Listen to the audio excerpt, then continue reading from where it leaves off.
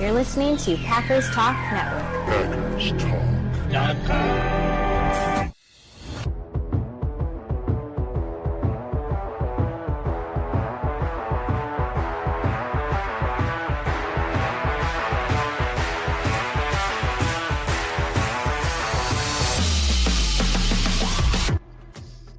Welcome to the Packers Weekly Podcast, part of PackersTalk.com network.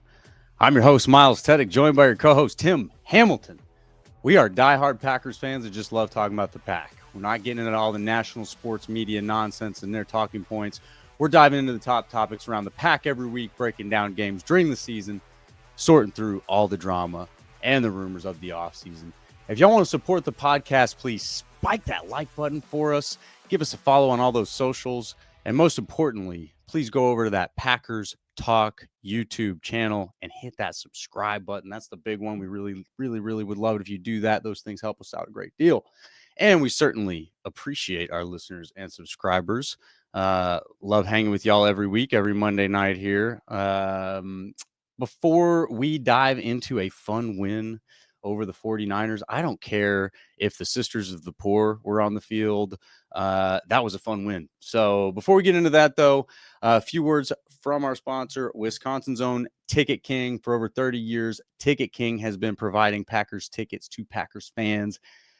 You can find them on the web at theticketking.com, or you can visit their locations in Green Bay and Milwaukee. For direct links to specific Packers game tickets, go to PackersTalk.com/tickets or browse their website at theticketking.com. Good evening, Tim. How we doing, sir? Good evening, Miles. Doing great. How can he not be doing great after you blow out the 49ers? I mean, right? If you're not doing great right now, you're fanning wrong. You got to figure out how to be a little bit of a different fan, man, because this is fun. We're having fun right now. Yeah, how can you not enjoy that game? That was awesome. So, yeah, doing great. Really nice win over the Niners, and now a short week, and they get to play Thanksgiving night. Yes. We don't even have to wait very long. We get more Packers football. Absolutely love that. You got any Thanksgiving plans? You traveling? You staying home? You having people come to you? What are you doing? I will be finding a way to watch that Dolphins game. That's it. Doesn't matter. That's the most important thing. Watch the Packers Dolphins. So yeah, I mean, it's cool. It's Lambeau Field. The weather sounds like, at least, we're a few days out, but it's going to be pretty chilly up there in the 20s. Yeah. So yeah, it'll be neat. Tough opponent, and Dolphins are playing really well. But yeah, football and Thanksgiving goes together, and getting to see the Packers on Thanksgiving's really cool. We saw it last year. And they came out with a big win in Detroit, so hopefully you can do the same thing this year, because that makes you feel a lot better. I like football and Thanksgiving, but when it's the Packers, they got to win, or else it kind of spoils the day. Yeah. So, but yeah, it's should be fun. Lambeau and under the lights, Thanksgiving night. Nice. But before we get to Dolphins, I mean, we got to talk about the ass kicking they just gave to the 49ers. Of course. No, we're not going to gloss over that. And while we're handing out the pleasantries, let me address this at the very front here. Our showers, we give you your due. Yes, of course, our favorite receiver had the drop of the year, and by that you mean his first and only drop of the year. But yep, of course, yep. Grossly underperformed his 29.1 yards per game average. I got you. We hear you. He had an ugly moment, but that's okay, because they won by 28 points. We're gonna let that one go. A lot of ball left to play too. A lot of season left. We're not concluding anything yet here. Just like where the things are headed. Excellent win. Anytime you win a game in the NFL by 28 points, again, I don't care if the Sisters of the Poor were on the field. That is an excellent win. So no apologies for that whatsoever, especially when it's the team that has consistently kicked you out of the playoffs more than anybody else, which in recent memory, which is just hopefully this keeps them out of the way and clears the path even more for all roads leading to New Orleans. What was your highlight, man? What was your favorite part of this game? Well, just to go off of what you said, I don't care about the Niners injuries. Yeah, they had a lot of key guys out of the game, including their starting quarterback. Like, I get it. They were severely shorthanded, but you know what? Guys get hurt playing football. I mean, how many times have we seen the Packers go into games with a ton of guys out? Didn't have our quarterback for 2.5 games this year. They went and won all 3 of those games. So Big deal. I don't really feel that bad. I don't feel like it's a win that doesn't count as much or something like that, or like, something I can't be excited about. They went and they took care of business and they blew a team out, and they were pretty much in control of that game the whole way. So you win it convincingly. That's what you're supposed to do. They took care of business and did it. So yeah, you don't want to apologize for winning, and who cares about the Niners injuries? You know what? You beat them. That's all that matters. As far as what was most impressed by or most happy about, the red zone offense was perfect, 5 for 5.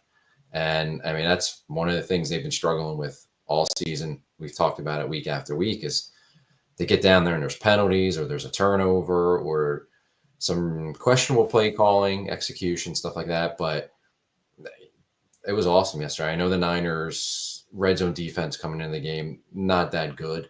I think they were 23rd or something like that in the NFL coming into the game. So yeah, maybe you got a little, you got an opponent who's not very good at stopping teams from scoring, but I'll take it. As far as the issues they've been having, converting red zone opportunities into touchdowns all year long. So hopefully that's the start of something that they can continue to build on, because that's one of the big issues that this team's been having.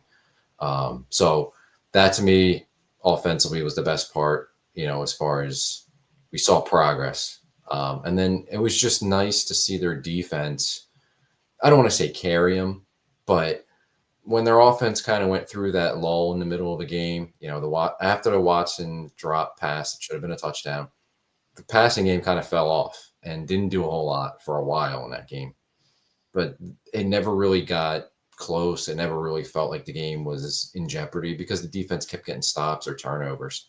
And it's been a long time since they've had a defense that can do that and kind of like lift your team up and, lift your offense up when it's struggling a little bit. As good as Jacobs was in that game, the passing offense wasn't doing a whole lot in the middle portion of the game. So that was an encouraging sign. And you know what? They were shorthanded on defense without Jair Alexander, Edgerrin Cooper too. So it was nice to see that part defensively. Those two pieces of it were probably my, the things I was most happy about, most impressed to see, and things that you hope can be the start of something that we can build towards for the rest of the season. So how about you? What stood out to you?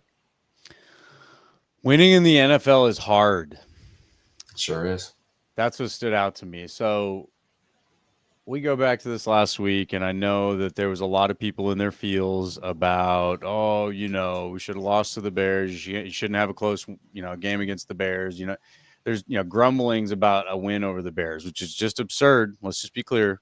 A win over the Bears is a win over the Bears, and it is just as sweet no matter how it comes. Don't care.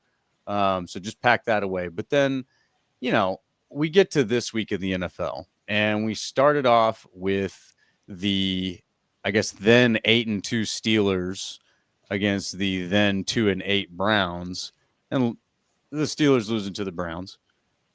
And then we get to see, the Vikings go to overtime with the Bears. So all those Vikings fans that were chattering about a close victory against the Bears, their chatters have turned to whispers. But then you've got the Cowboys of all teams, who, I'm hearing DFW, y'all. This is as low as the morale has been around this team since like 2002. It just couldn't be lower. And they come out and get a win over what looked like a really strong Commanders team. Like, I really thought the Commanders had a pretty good shot here in the, not necessarily to make a run with Philly at the division, but definitely get in the playoffs and all that. So to lose to the Cowboys, I think that's an interesting one there.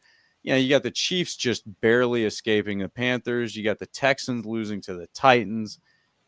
The fact is, any given Sunday, these are NFL teams, and you have to show up to win. You have to come ready to win. That sounds simple, but it's just like, man, none of these games are a given. Not a single one. So winning is hard.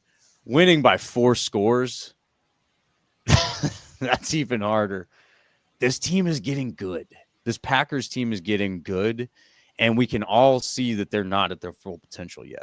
Like there's plenty of stuff that we're like surprised that we saw, right? Like a lot of stuff in the comments, and we'll get to some of you guys. Hang in there, guys. But seeing Quay respond, Quay was reading the tweets. Seeing guys like that have good days is huge. Josh Jacobs running the way that he is. I mean, everybody's talking about the best running back since Amon Green. I mean, let's not so soon forget Aaron Jones. Pretty damn good.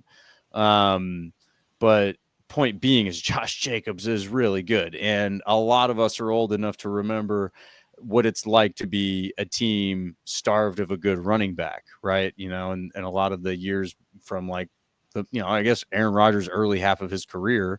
I mean, for crying out loud, James Starks was the feature running back when they won the Super Bowl. Most people now are like, who the heck's James Starks? Like Packers fans know him. He was a rookie. As a rookie. Yeah. That's right. Who didn't even play until like December of that year. Yeah. I mean, nobody had any clue about this guy, but he had fresh tread, and he went off and led the playoffs in rushing and helped them win a Super Bowl. But it's just they have a lot of things going for them right now that we have not gotten. We haven't been so beneficial, or what's the word I'm looking for, privileged in the past to have. While we did have a great Aaron Rodgers, that was a lot of fun. There was a lot of things we didn't have on this team around him. And now you do have these things, and not that Jordan Love's playing as great as Aaron Rodgers, but the point is he doesn't have to. When you've got Josh Jacobs scoring 3 times and running the way that he is, when you got the defense playing the way that they are, Jordan Love doesn't have to be Aaron Rodgers. And I think that's the best case scenario, because if he is Aaron Rodgers or better, man, think about how much better that even is. So I guess overall, in my just winning like that after, you get a close one against the Bears, again, things kind of look sloppy. You're a lot of mistakes. You're taking steps forward. And I think that is a huge deal right now at this part of the season. That's what you want to see. In my comments a couple weeks ago, and I want to keep this relevant. My comments a couple weeks ago after losing to the Lions, where the Lions are really good. But I think the Lions are playing as well as they're going to play. I don't think you can, and I still think that's true. Like I don't think you make a case where the Lions are getting better than they are. And that's not to say that they're not good. They're very good, right? Maybe the best team in the NFL right now. The Packers, there's still plenty of case to talk about how the Packers are going to get better than they are. And that's what, to me, it's like, guys, the ceiling just might be higher than anybody else right now. And you don't want to find that ceiling in the first half of the season. You want to find it, right about now, right? Like just like they did last year. So I just very encouraged to see this.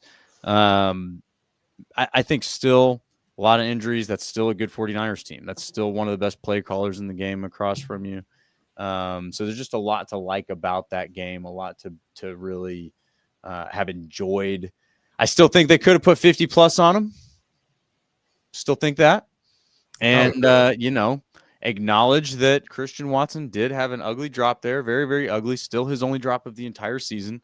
Need to go see who has more drops than that. I bet there's some notable names on that list.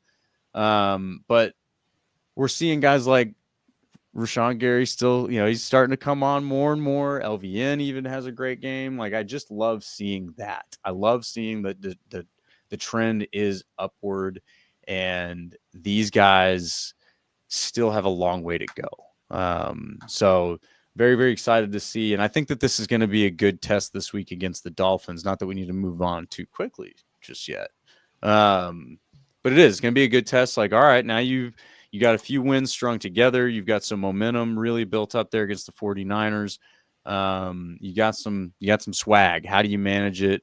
Are you going to read the tweets in a good way or a bad way? I think, Quay Walker, he was reading the tweets, man. He had an excellent game.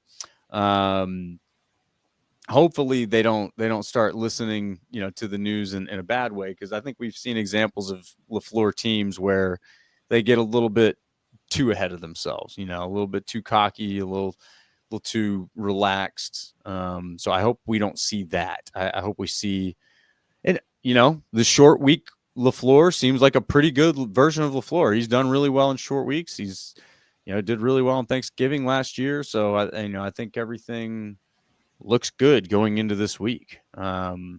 But I don't know, man. Maybe Quay doesn't suck, right? What do you think? I'm still kind of a Quay fan. I'd like to see him work out, as athletic as he is. I'm rooting for him to not suck. I mean, is it too soon to say that? Of course. I mean, I don't think anybody wants him to suck. Like we're not looking for that. But there's some haters out there that just like to drink the hater juice. Well, yeah. I mean, they're not worth the time. But he was really good against the 49ers. For sure, his best game of the season. Maybe the best game he's played in his career with the Packers. He just looked like he didn't have that hesitation that he usually has in his game. He was seeing where the play was going. He was seeing where the ball was, and he was attacking it. He was attacking downhill. He wasn't letting blockers get up on him. He wasn't trying to jump around and play multiple gaps or get himself out of position, stuff like that. He was attacking downhill, and it was really good to see. We see what he's capable of being. Yes, he dropped an interception that he needs to catch, but even with that, I mean, he might have been the best player on defense. I know, PFF grades, whatever you want to make of them, they had him highest. But just watching it with your eyes, you could see he had a really good game. Yeah. And it's great. It was great to see him use his athletic ability and just, and we've mentioned it before, like just go play, just go attack. Don't think, go and play. And it felt like that's what he was doing. And it's a tough matchup because he's, one of the guys he's got to go after is Christian McCaffrey. The Niners in their offensive scheme, what Kyle Shanahan does is like he's going to try to get between the run game and the motions and the misdirection and play action. Like he's going to try to get those linebackers hesitating and confused and running around all out of place. Mm-hmm. And I'm sure he looked at the film, during the week and saw that the Packers linebackers haven't played good this year. And I would think that was one of his ideas. One of the things he wanted to attack was the middle of the field, specifically, easy for me to say, the linebackers. And he wasn't, they weren't successful doing that. So, yeah, credit to Quay Walker. It was his best game.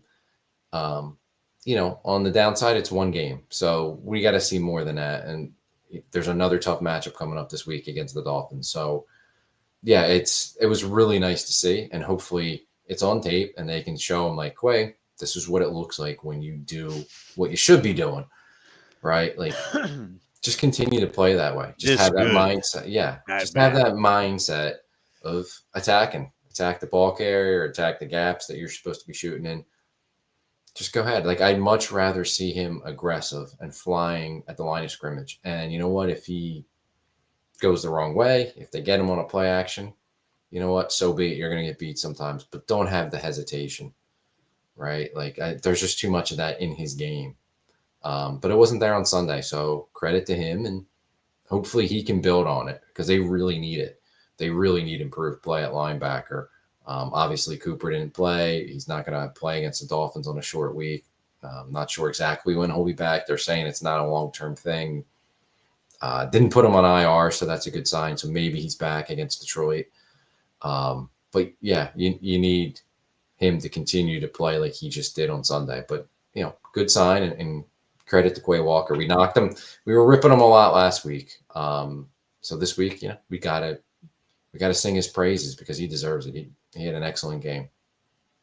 Yeah, and I mean, we're not the only ones watching the film, right? He had to watch himself in the film room, whiff on that sack and all these other plays that he didn't make.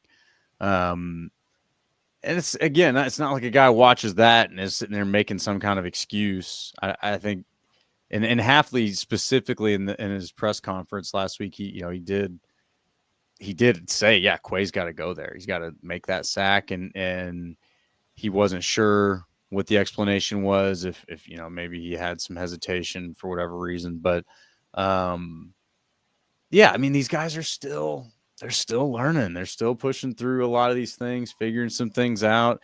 And to be honest, Quay's been juked out of his cleats enough times. It wouldn't surprise me if he did hesitate on that, being like, dadgummit, I'm not getting juked again. but no excuse. But it's all learning, and there has to be room for these guys to continue learning. I think players do eventually get to a point where it's like, all right, this guy is who he is what he is. Nixon is probably one of those players. Yes. But a guy like Quay, a guy like any of the receivers, these guys that have only been in the league for 2-3 years, they're still developing. The year 3 is usually when you're, in that kind of veteran role.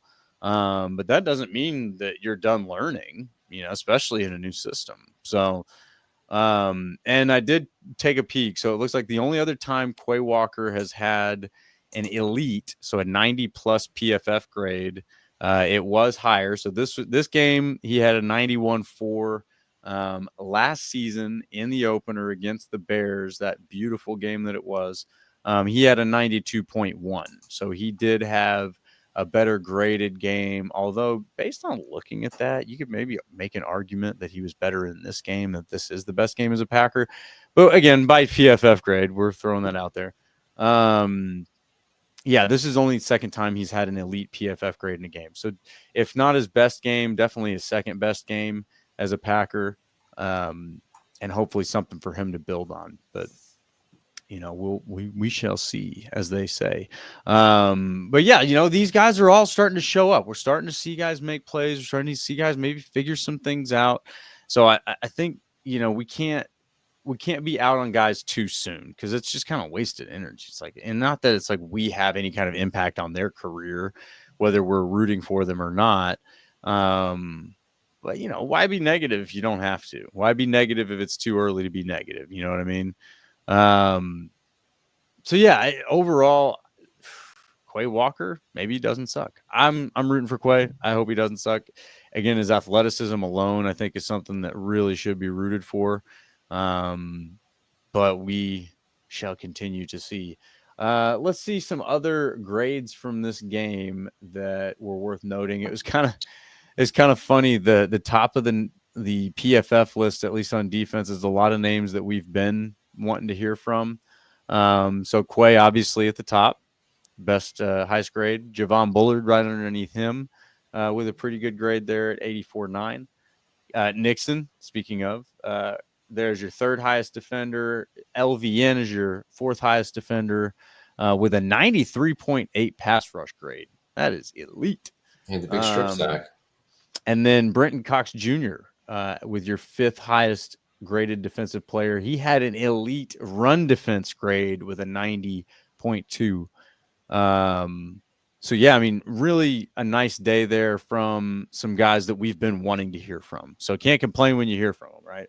And then the bottom of the list really isn't worth talking about. There's some DBs down there that we know are struggling, and it is what it is. But, even some of these grades aren't even that bad.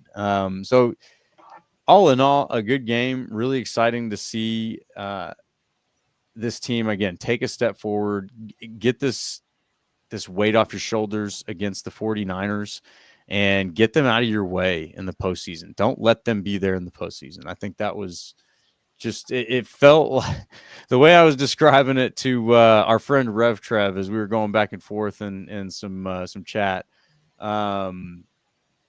It felt like Matt LaFleur finally got a chance to stand up to his bully and knock him down. And he was like that kid in Christmas Story where he's just swinging and swinging and swinging and be peeled off of him.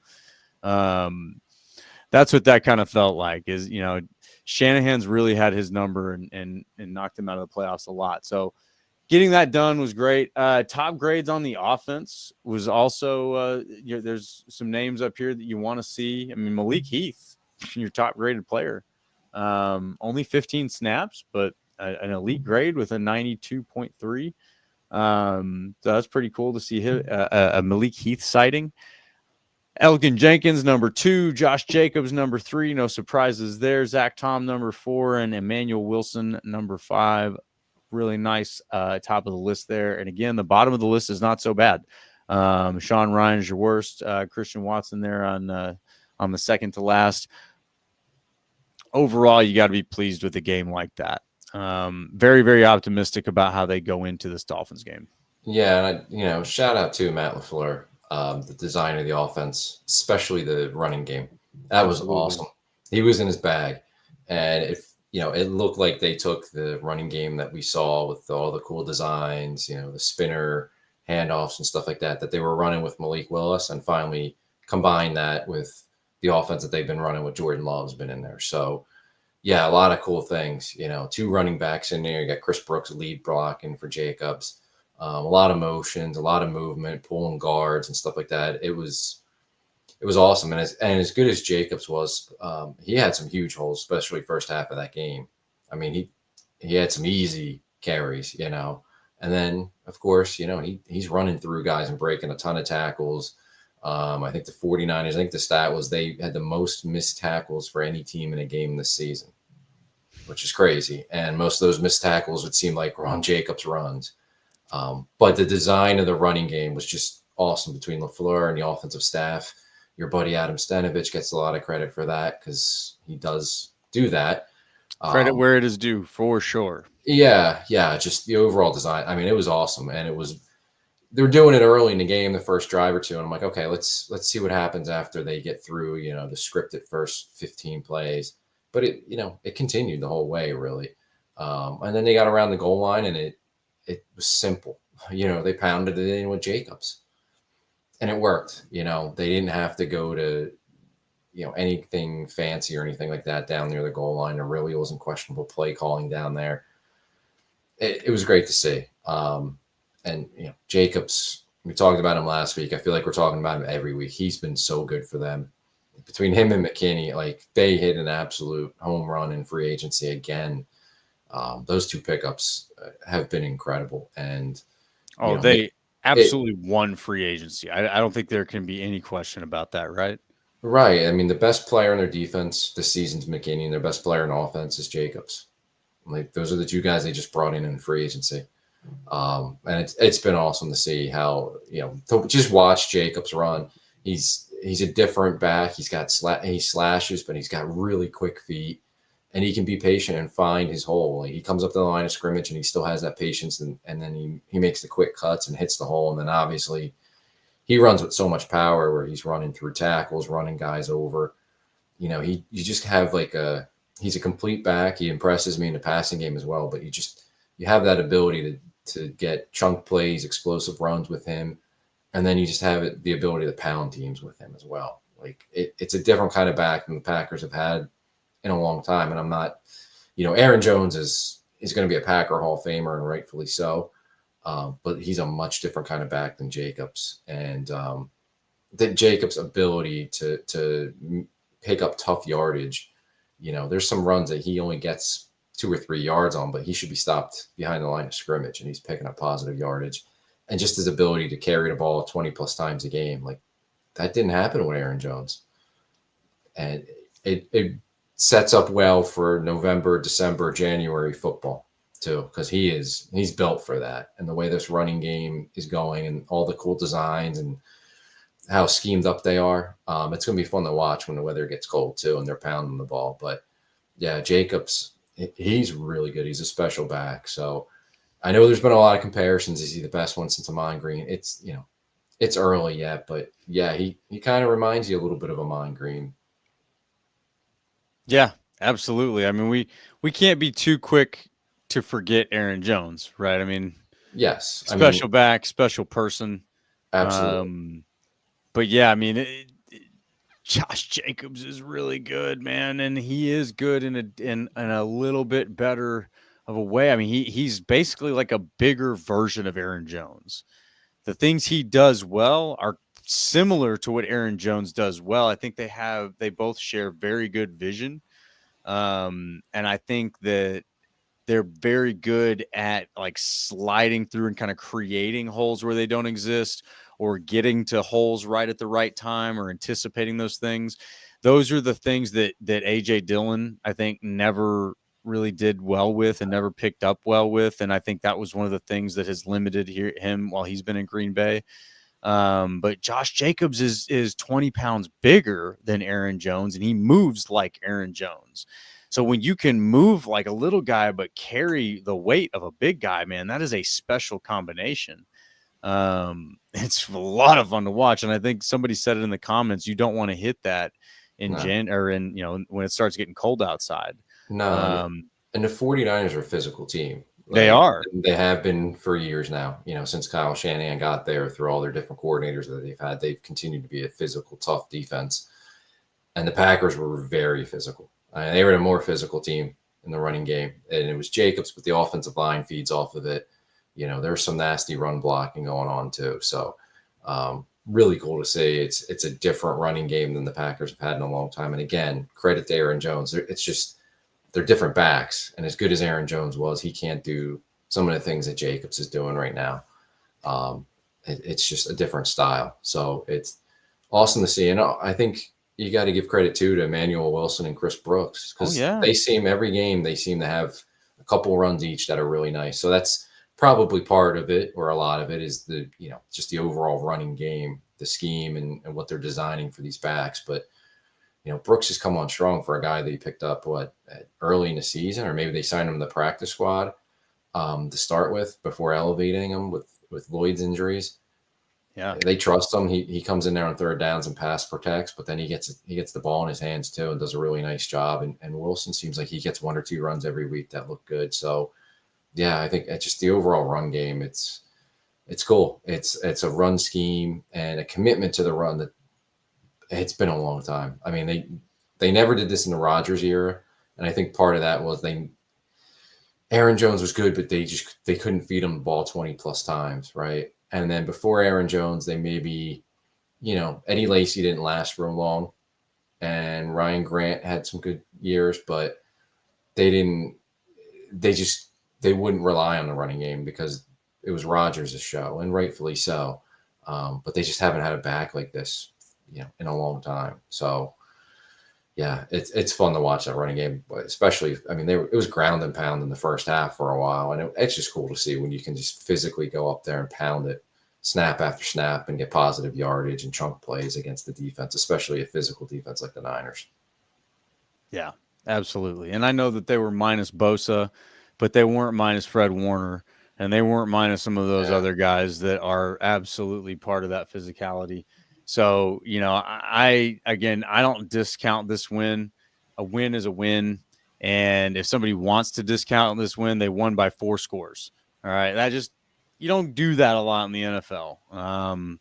So overall, I think that there's a lot that you can read out of this game as far as the progress that this Packers team is making, and really what they still can be if they can correct some of these other things. If Watson doesn't drop that ball, there's just certain things, and there's several others that have been dropping the ball. Watson's got the fewest drops on the team so far. So yeah, there's a lot of things I think that if they happen and you do them better, then yeah, you maybe win this by even 50 plus. Not that they would even go there; they probably would pull off the gas by that point, but. And our friend Jesus M here in the chat, even if Purdy, Williams, Bosa play, Packers win. Yeah, I think they do. They don't win by 4 scores, but yeah, I think they win this game. Maybe it's a close game that you got to win right at the end. But I think that they win the game, and I think they showed the physicality that you need to win the game. And Purdy, I don't know how much of a difference he makes. I think that other quarterback played similarly to the way you would have seen Purdy play. Purdy's decision-making is probably better, so maybe some of those drives go a little longer, end in scores. But Trent Williams and Bosa being in there, I just think that you were going to match that physicality. I think that's what the Packers were there to do, and you can't say that they haven't eliminated other top pass rushers in other games. They have. So there's nothing that says that Bosa wasn't going to have a quiet day. I think the way the Packers played, he could have very well just had a quiet day if he'd played. We don't need to get into all this ifs, when, all this kind of what ifs kind of stuff, because they won the game. They won it against the team that they played against. And the way, let's go check out the standings here. I think the way that works out, it all but eliminates the 49ers. Not really. They're 5-6, and the Cardinals and the Seahawks are at 6 wins in that division. So they're only a game back. And now they got to go to Buffalo this week coming up, so that's a tough one. But Their remaining schedule is they're not out of Buffalo, it. Chicago, Rams, Dolphins, Lions, Cardinals. Yeah, I mean, not the scariest schedule. Not an easy schedule, but not the scariest schedule. So can they still make it? Maybe. Well, let's see here. They're not the same team. Like they may make it, but I can't see this team, even if they get somewhat healthy, going on a run again. I think the age, the injuries, these long playoff runs have caught up to them. They don't look like the same team. Christian McCaffrey, I know this is his third game back this year. He just didn't look like he had much explosion or much ability to make people miss in that game. Maybe it comes back, but that usually doesn't come back middle of the season. So yeah, I mean, they're only a game out of first place. Maybe, I don't think they're eliminated at all because that division's really tight. But if they make it, I'm not scared of them. Like they don't scare me other than what their past is, and that's not the team that they are right now. So yeah, they're on the ropes very much so. They're the fighter, the old prize fighter that's just trying to hang on, because I think they are right now with all their injuries. But if they start getting some guys back, they could potentially still make the playoffs. Most likely they'd have to win that division, but they don't have much. They don't have much of a cushion there. They can't. They lose to Buffalo, you're 5-7. I mean, you almost have to win the rest of them to get in. We'll see. Again, if they make it in, I don't think they're lasting very long. It's just they're not the same team that they were. Yeah. No, and I think you hit the nail on the head. Is I don't worry about this team eliminating the Packers from the playoffs. I suppose there's a lot of game left to play. There's always, a chance somebody gets hot. These guys, get some guys back. Trent Williams comes back. Purdy comes back. Bosa comes back. Those are good players. They enter the lineup. They make a difference. But the Packers, again, it's not like the Packers won this game because they didn't have to be physical because those guys weren't in the game. You still had to be physical in this game. Like you're saying, Christian McCaffrey didn't really look like he had much to work with. Deebo Samuel was in the game. What's that other Jennings, their receiver? I mean, it's not, Kittle was in the game. They had some of their best players available and who are some of the best players at their position in the league. Again, Fred Warner, one of the best linebackers in the league. So yeah, I mean, you can't really be apologetic about that. And I just don't see the addition of those players changing the physicality of the game. I think the Packers showed that they were ready to be physical in this one. And I even saw it early on. You could see guys seeking contact. Josh Jacobs was seeking contact. They were looking for guys that, hey, if you're going to tackle me, I'm going to make you pay a price. Like, it's going to hurt. You're going to have to do that every time. It was good. But you know what? Here, I'll give you this. The receipt. Seriously, is it only me that is pretty dang uninspired by our receiver play? I tease about Watson, but seriously, our receivers have been pretty underwhelming. Yeah, and that's why I actually am ready to kind of defend Watson more, because it's like, yeah, I get he had a really badly timed drop there, but outside of that, he has been one of the most reliable in the group. Jaden Reed has obviously had a great season. Dobbs, I think, has had a disappointing season. Wicks is having a disappointing season. Those guys have far more drops than Watson. So you still have a room to grow here. If your receivers are hitting on all cylinders, you can make the same case. Well, if the 49ers get their guys back, what's this game look like? Well, if the receivers have their, head in the game, what does it look like? I mean, I think, again, you get 2 more scores out of this game with eliminating some drops. So there's a lot to build on still. Yeah, there's I get what you're saying. I just think there's been inconsistency at receiver. I mean, Wicks being the biggest one with his drops, and just he's had a struggle of a season. It's just one of those years, and hopefully he can grow from it and get better. I think Dobbs was having a really nice game yesterday. Unfortunately, he got hurt, and with the concussion, he probably won't make it back for Thursday's game. But I think since his little 1-game suspension, he's been pretty good, and he's caught some clutch third down balls and done some things. Yeah, he's not going to go out there and put up 150 yards. That's just not the kind of receiver he is. But I think he's gotten better. Watson, he's had some bad drops. I think that's my biggest issue there. Yes, he has. Watson didn't have any drops, but then the one yesterday was obviously horrible and glaring, and everybody saw it. And I think he struggled.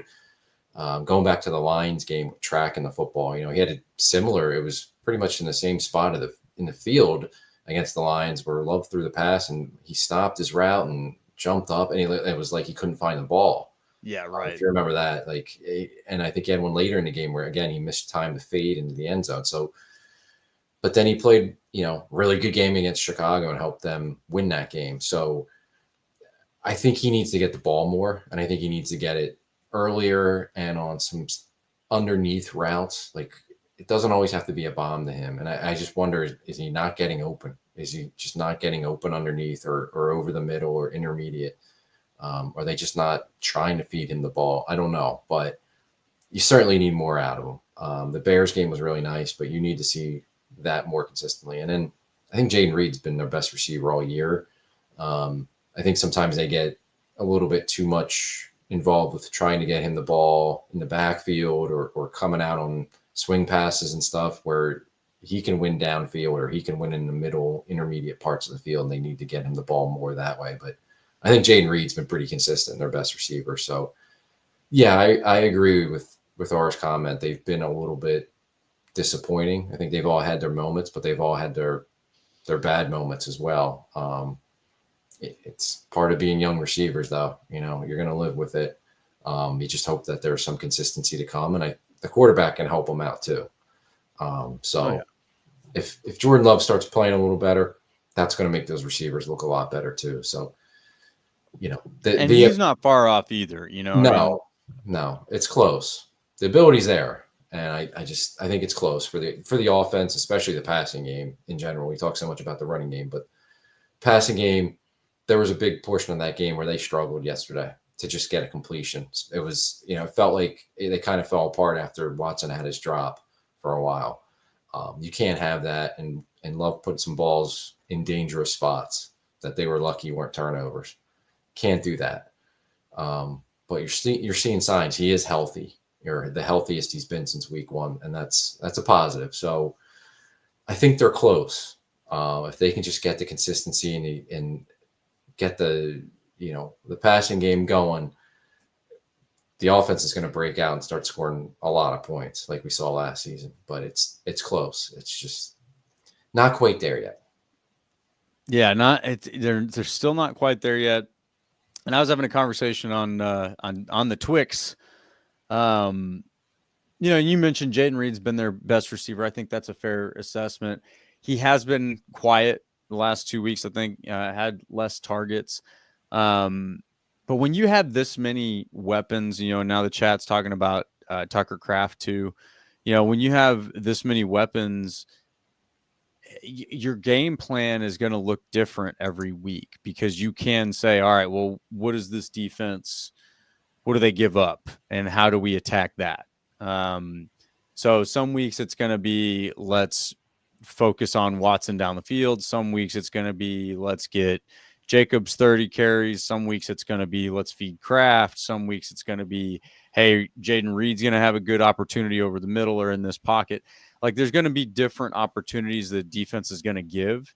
And, guys, they'll find their way. And it's not like you're either in the game plan or out of it, but there's just certain game plans that are going to be more beneficial to certain positions, and it's not always necessarily that way. Some are more balanced. Some are, it's just take what they give you and you're going to have a good mix. But there are some games where it's like with Christian Watson against the Bears versus, Jaden Reed has a 100-yard game and other guys are quiet.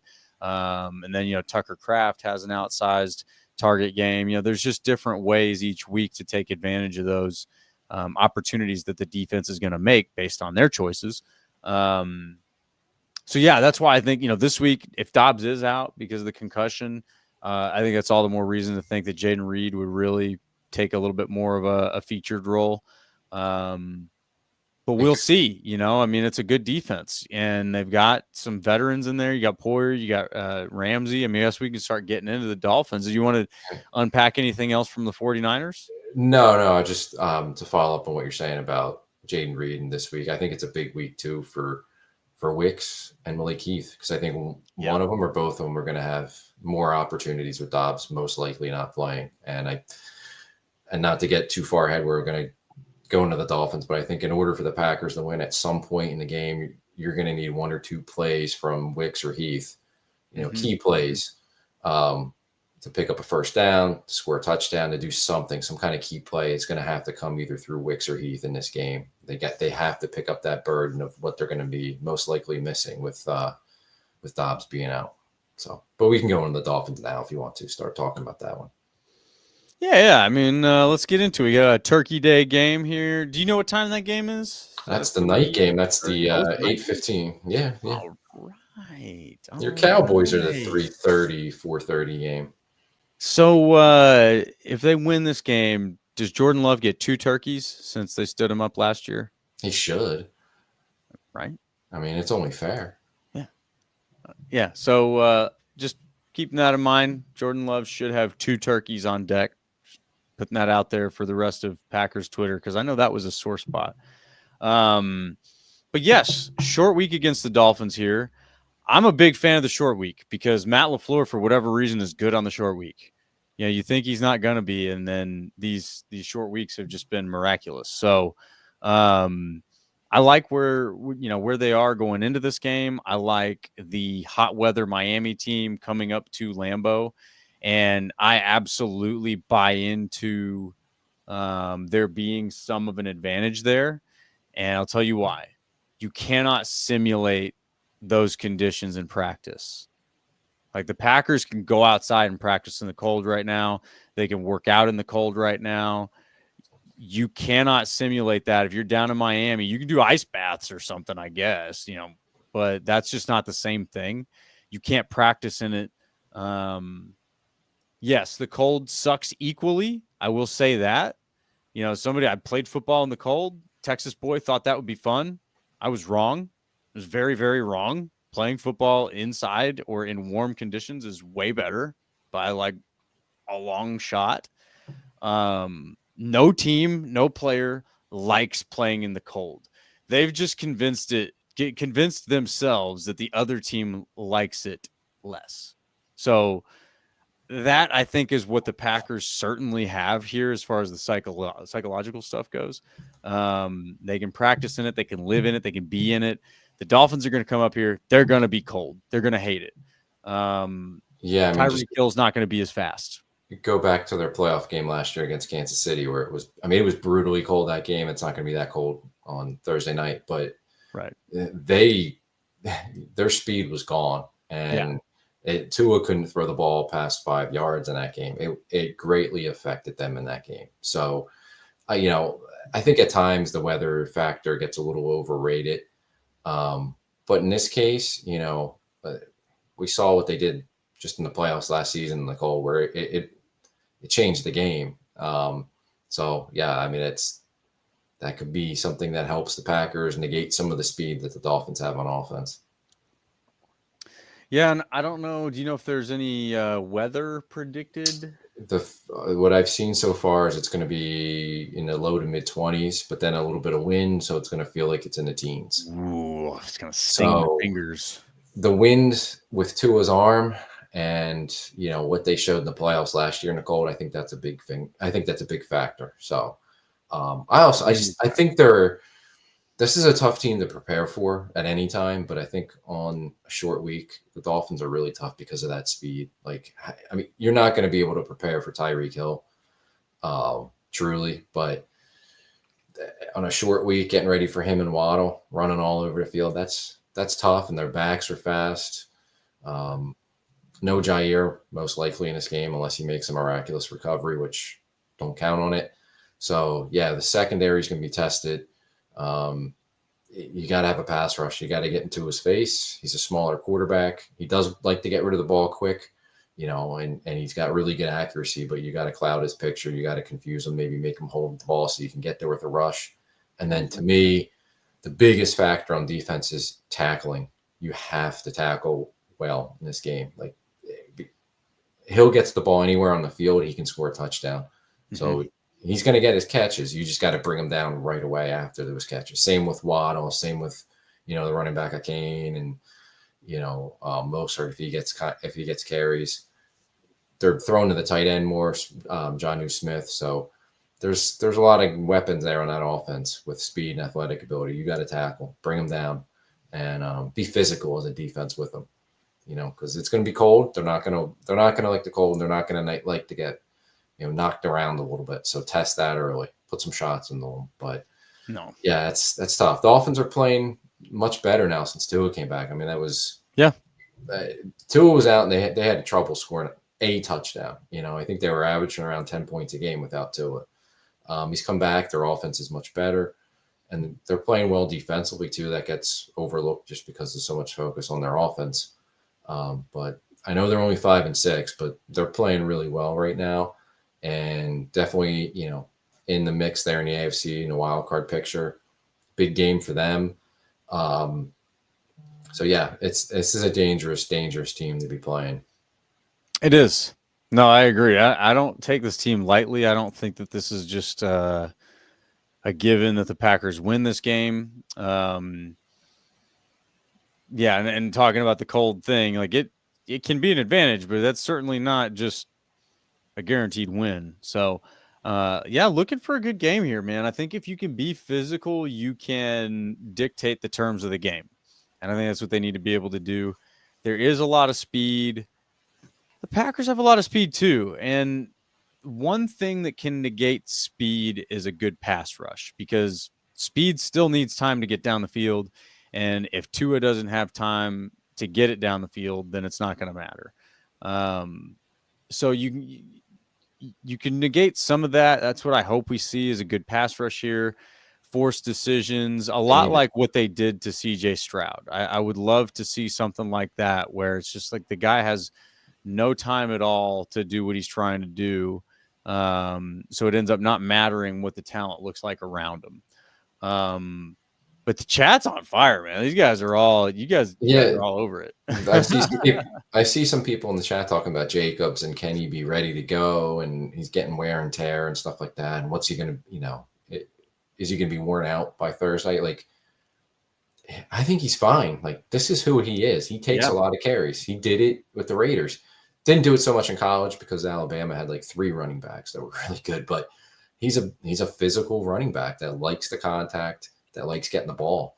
I mean, he proved it with the Raiders. He's proved it this year. The Packers have really had to ride him all season. I mean, he starting with week 2 when Jordan Love was out, he started getting a ton of carries. Like, they're going to give him the ball. And I know it's a short week, and, he just carried it 20 sometimes and against the 49ers, and was, physical game, short turnaround. I'm sure that he's not going to see much practice time this week. They'll rest him, get his body ready to go.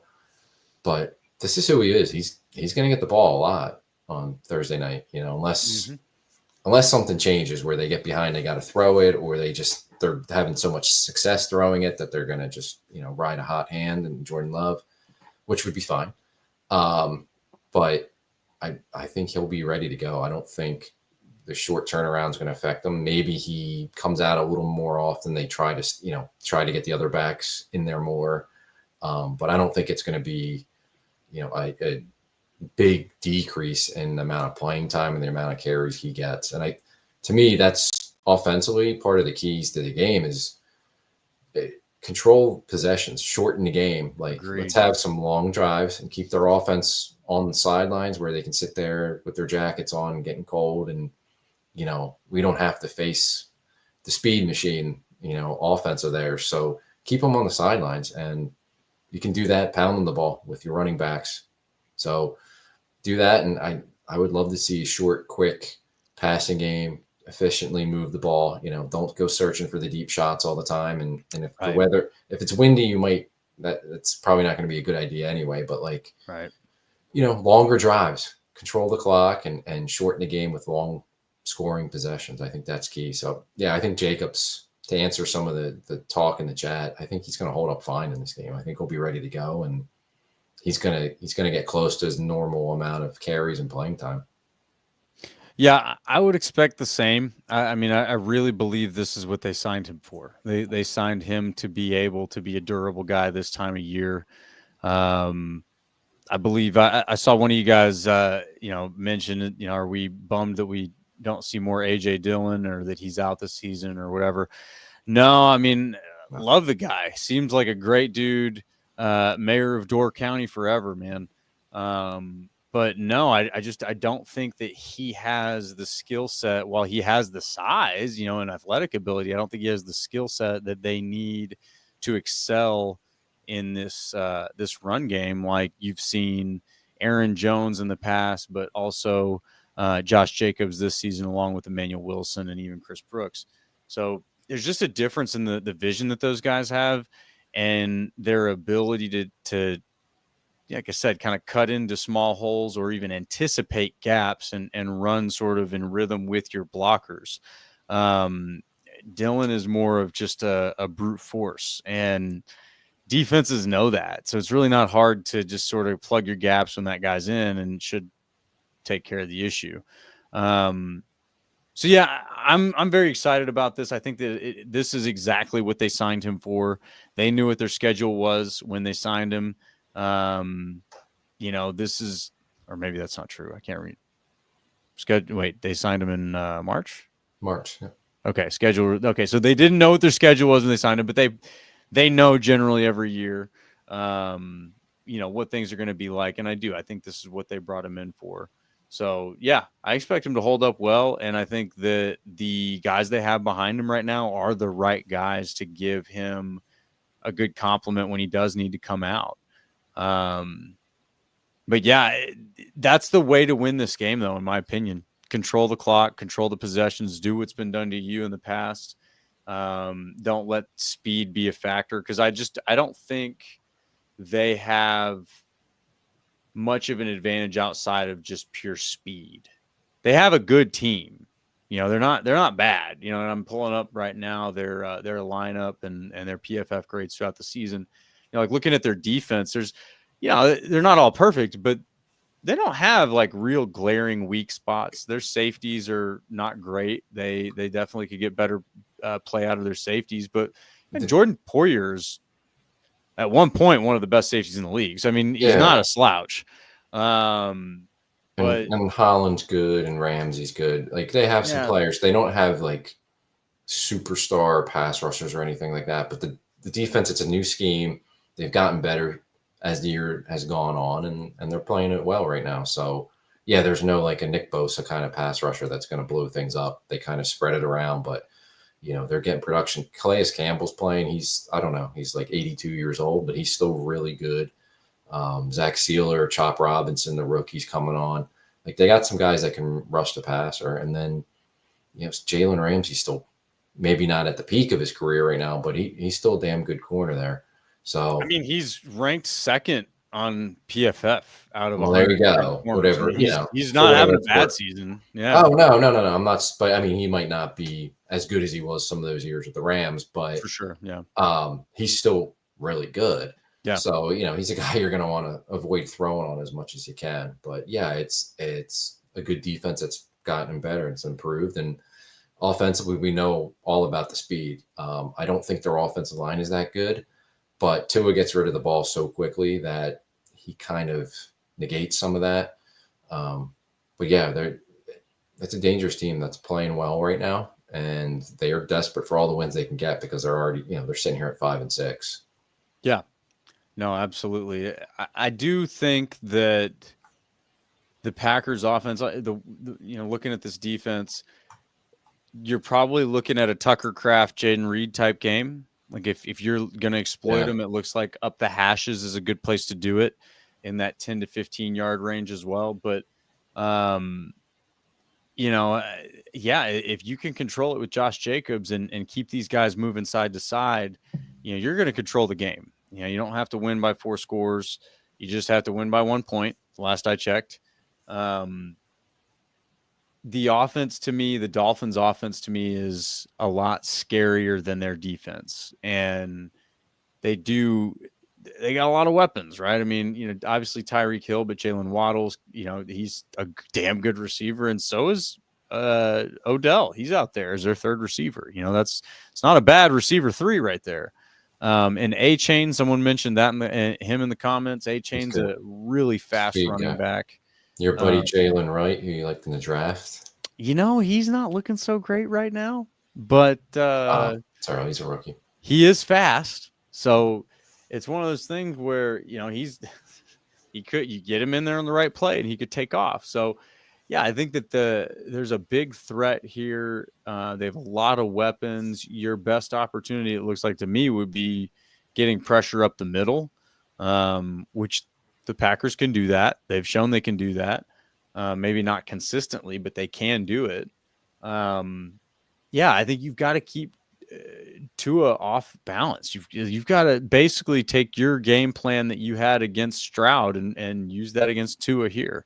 Whatever that was that just had Stroud all up in fits, you got to apply that here. You got to be in his face. Yeah, you got to confuse him, make him hold the ball because he doesn't scramble much, doesn't like to scramble. And when he can't get it out on time, and hit these guys, he's very accurate. He puts the ball in great spots for him to let him run after the catch. But when he can't do that, he'll struggle. He'll really struggle. So yeah, get in his face and try to confuse him with some of the looks. I don't think this is a big blitz game. You got to be careful blitzing because if you don't get home and you're leaving Hill or Waddle one-on-one. I don't think it's a blitz game, but it's like a stunt confusion game. Yeah. It's simulated pressures. It's dropping the spots. It's showing them stuff pre-snap and doing just confuse them, make them hold the ball a little bit, help your pass rush. And he's not as good when he's got to hold it. Right. So, I think that's And then to me, it's just tackle. These guys are going to catch the ball. You got to tackle. You're not going to see, perfect coverage. No Jair is going to be a really big factor potentially in this game. But when Hill and Waddle catch the ball and Jonnu Smith, who's catching a lot of balls from to a tight end, you got to bring them down right away. Limit the amount of yak these guys get. Absolutely. Keep them in front of you. Yeah. No doubt about it. All right, chat. Get your score predictions out there. What do you think? Who's going to win? Give us a score. I know we already got one out there. Our buddy Matthew Tan. Good to see you, sir. Glad you're here with us this evening. He's got the Packers going over the Dolphins 24-14. I like that.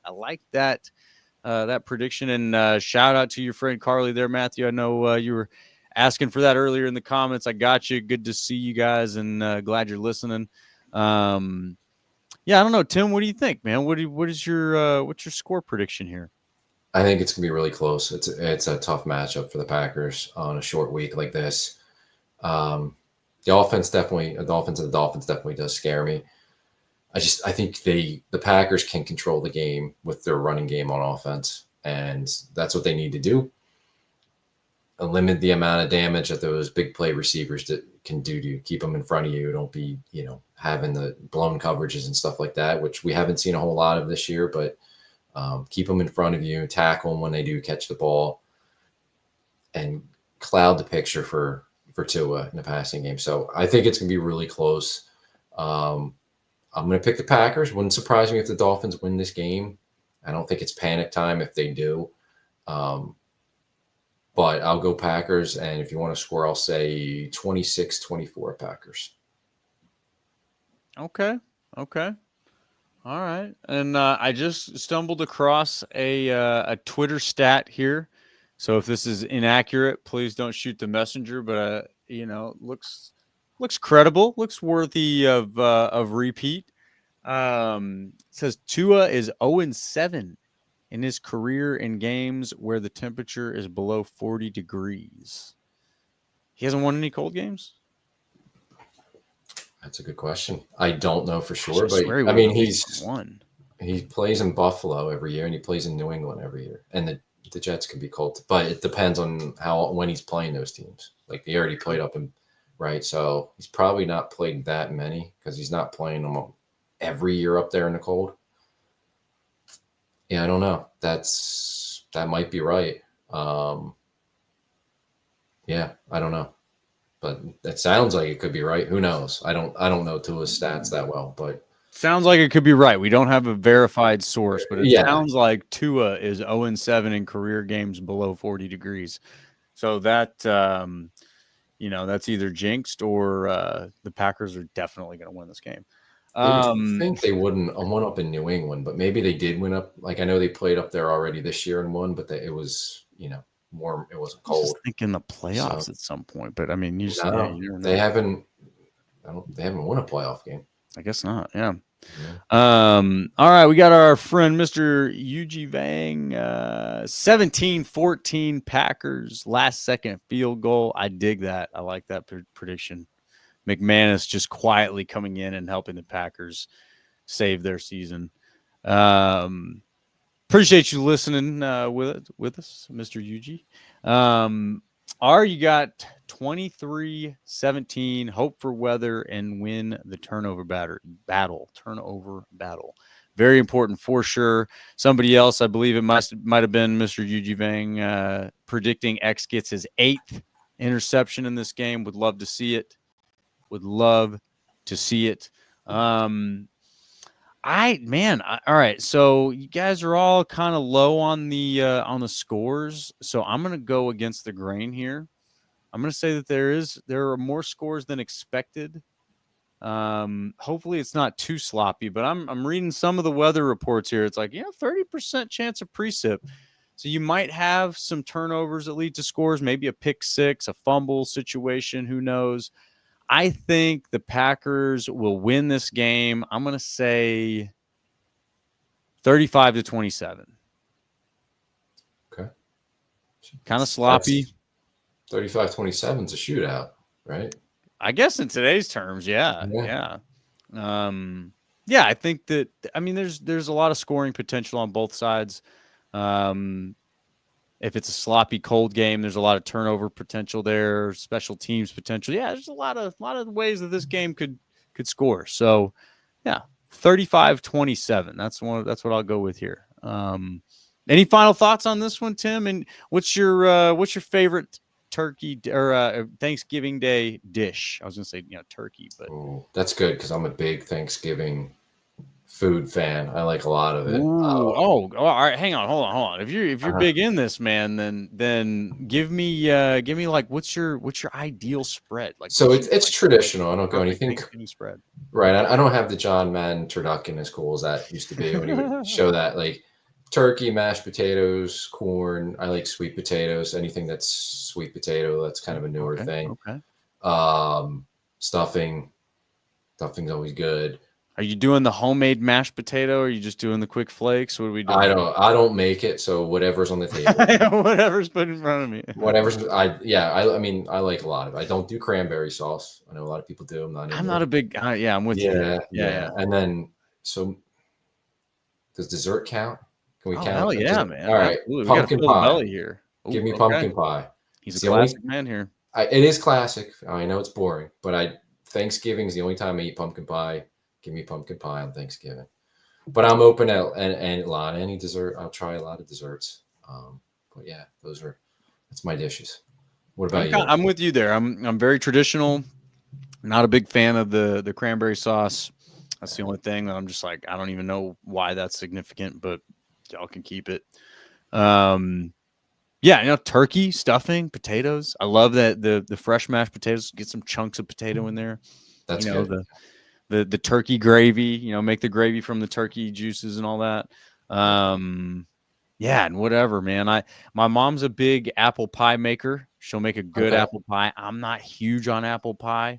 But I always give it the token piece because it just smells so good. I love it all, man. I like just good rolls. Got to have some good bread in there. Yes. Yeah.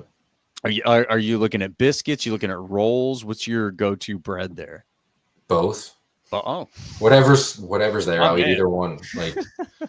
And I'm dipping it in the gravy and the mashed potatoes. We're getting sloppy a little bit with the roll.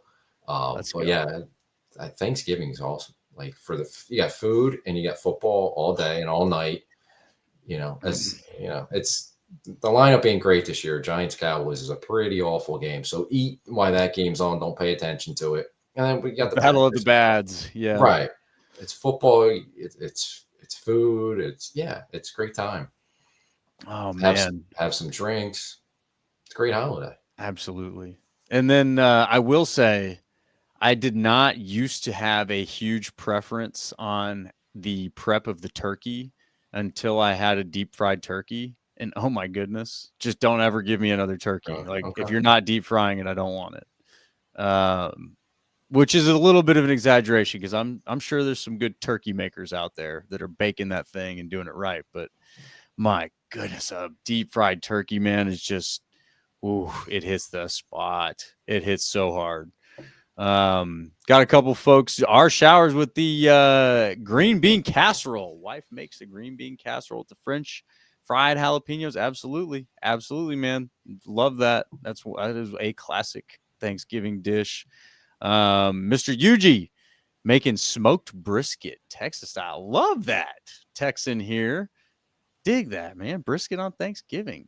Excellent. That's Okay. it's right in line there. It takes a long time to prep, you know.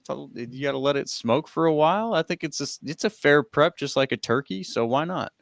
But you know, most importantly, good food, good football. Hopefully, loved ones, family, friends, everybody's around and able to enjoy each other. That's certainly one of the things that makes all this worthwhile. But yeah, hope you guys enjoy your Thanksgiving. Have a happy Thanksgiving. Hopefully we get a Packers win to just, you know, top that off. Talk about dessert, Yes. man. Just oof. That would be just the perfect cherry on top to a beautiful day. Yeah, be safe out there. Enjoy everything, guys. And you know, we will be back next Monday, 9:30 Central, live streaming, talking about another Packers win, getting ready for the Lions next. Oh yes. Oh yes. This is going to be a good one. Very, very excited about this one. So let's enjoy. Let's feast this week. Let's feast on some dolphin. I hear dolphin. Have you ever had dolphin? I've never eaten dolphin. I don't think I Never can had eat dolphin. Nah, I don't know if I could eat that one. I love seafood, but I don't know if I can eat that one. I feel like I've heard it's good. I feel like somebody's told me it's good. I don't think I could do it though. I don't know. But either way, we appreciate y'all for hanging out with us. We're going to win against the Dolphins. It's not going to be cooked dolphin. We're going to eat dolphin because it's going to be frozen dolphin. That's what it's going to be. They're going to be frozen. They're going to be able to get swimming out of there. They're going to be carried out of there. But thanks for hanging with us, guys. You guys spike that like button if you had some fun with us tonight. Most importantly, yeah, go follow us, all that stuff. But go to the Packers Talk YouTube channel. Hit that subscribe button. There's a little bell. Hit that thing too. Little bonus points. That hit helps us out greatly. We really appreciate it. Appreciate all of our listeners and subscribers. And we wish you the happiest of Thanksgivings. Go Pack.